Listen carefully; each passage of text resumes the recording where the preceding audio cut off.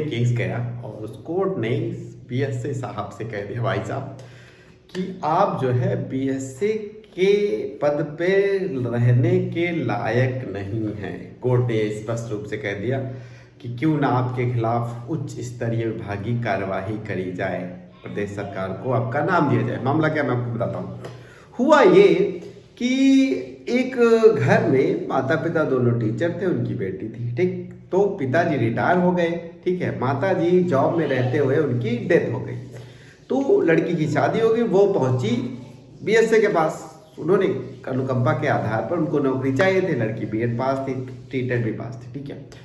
तो चक्कर लगा रही थी। बीएसए साहब मना कर रहे थे, वो कह रहे थे नहीं ऐसा नहीं हो सकता, तुम्हारे घर में दो नौकरी वाले हैं, ठीक। कोर्ट गई, कोर्ट के आदेश लाने के बाद भी बीएसए साहब ने उसको आनाकानी टालते रहे, बोले कि बीएड वाला जो है वैलिड नहीं है। लेकिन ये बात 2021 की है, बीएड का निर्णय तो अभी आया, ठीक है, कि बीएड जो है प्राथमिक शिक्षक नहीं बन सकते। तो ये मामला आया, बेचारी कोर्ट में लड़ती रही और फिर फाइनली कोर्ट ने भी सख्ती कहा कि भैया ऐसा नहीं चलने वाला है, और सख्त कार्रवाई करते हुए केवल कहा है, विभागीय कार्रवाई, डांट लगाई है वहाँ के बीएसए साहब को कि ऐसा क्यों नहीं।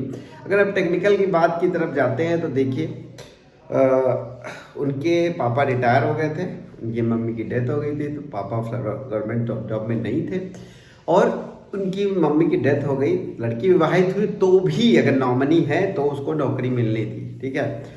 बीएसए साहब ने यह भी कह दिया कि तुम विवाहित हो, तुमको नौकरी नहीं मिल सकती, लेकिन नहीं, अगर नॉमिनी है, कोई भी नॉमिनी होगा, उसको नौकरी मिलेगी, ठीक है। अब बात उन्होंने बीएसए साहब ने कह दी तुम बीएड हो, बीएड वाले नहीं है, लेकिन तो बताया कि 2021 का मामला है, 2021 में बीएड वाले जो है बेसिक टीचर बन सकते थे, ये निर्णय अभी का आया हुआ है, ठीक है। तो इस आधार पे कोर्ट ने कह दिया भाई इसको नौकरी दी जाए और बीएसए साहब को लताड़ लगाई गई। तो देखिए ऐसे बहुत सारे मेरे पास मैसेज आते हैं और मुझसे कहते हैं कि क्या किया जाए, जॉब नहीं मिल रही है, मेरे पिताजी खत्म हो गए हैं, काफ़ी लंबे समय तक उनको 1-2 साल के लिए लड़काया जाता है।